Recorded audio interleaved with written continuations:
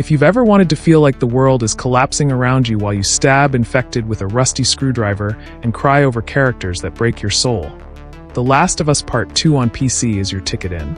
This gem from Naughty Dog, which finally escaped the exclusive claws of PlayStation, arrives on our computers in 2025 with more power, more options, and more reasons for you to stay glued to the screen like your life depends on it.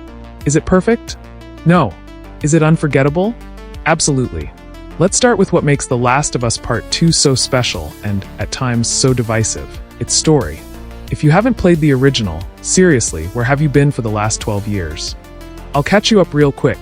Joel and Ellie, the protagonists of the first game, survived a zombie apocalypse caused by a mutant fungus that turns people into clickers, stalkers, and other nightmares with legs. The ending of the first game left Ellie alive, but with an emotional cost that here explodes like a Molotov bomb in a warehouse full of gasoline. The sequel kicks off a few years later, with Ellie no longer being the adorable girl who sang Take On Me, but a hardened 19-year-old who lives in Jackson, a community that looks like it came out of a brochure on how to survive the end of the world in style. Everything seems to be going well until a brutal event, no spoilers, but get ready to scream at your screen, launches her into a crusade of revenge against Abby, a muscular woman who looks like she came out of a post-apocalyptic gym. What follows is an emotional roller coaster of 25 to 30 hours that will make you question morality, humanity, and why the hell Naughty Dog thought it was a good idea to make us suffer this much.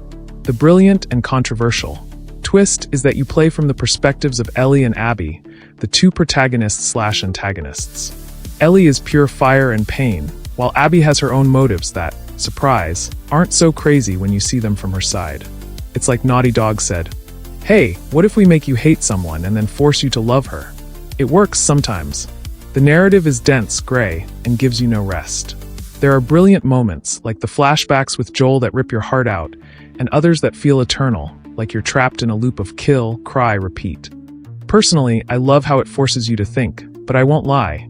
Sometimes I wanted to yell at Neil Druckmann. Give me a hug, not more emotional stabbings, please. Let's move on to the action, because The Last of Us Part 2 isn't just an interactive drama, but a game where your stealth skills and ability to improvise are put to the test. The foundation is the same as the first game.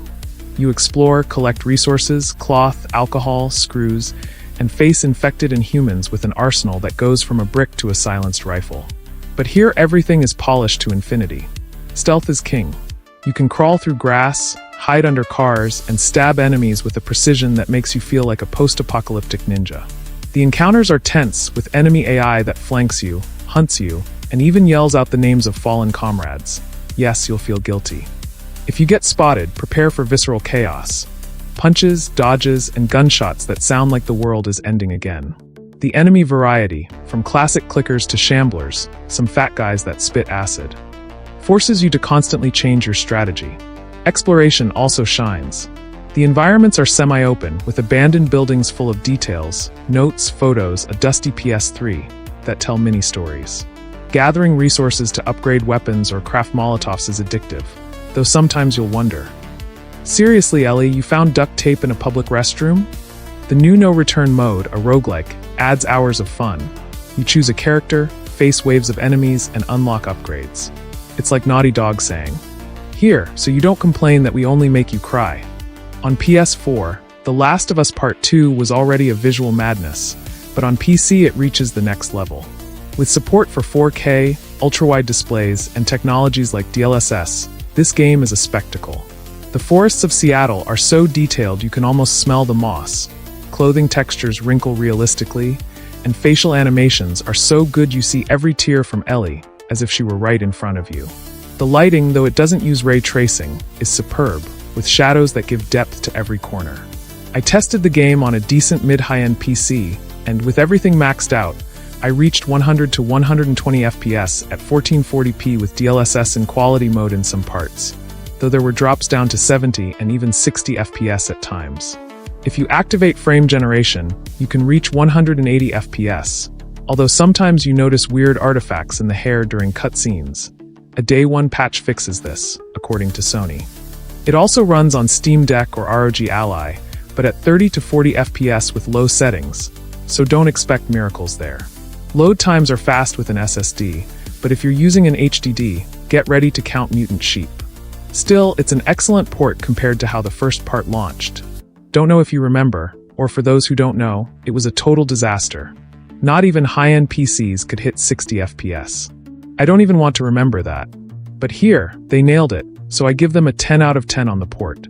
Gustavo Santaolalla returns with his melancholic guitar and wraps you in an atmosphere that is pure The Last of Us. Each note pulls you deeper into the despair and hope of this broken world.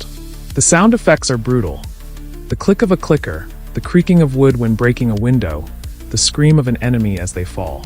The Spanish, or English if you prefer, voice acting is impeccable, with Ellie and Abby stealing the crown.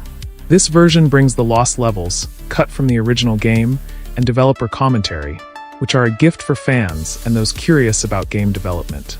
No Return is the main course, and while it doesn't reinvent the roguelike genre, it's addictive like a good post-apocalyptic coffee. If you already own the game on PS4/PS5, the upgrade costs $10, which is fair for the content. The Last of Us Part 2 on PC is an experience that doesn't leave you indifferent. It's beautiful, brutal, and sometimes exasperating, but always memorable.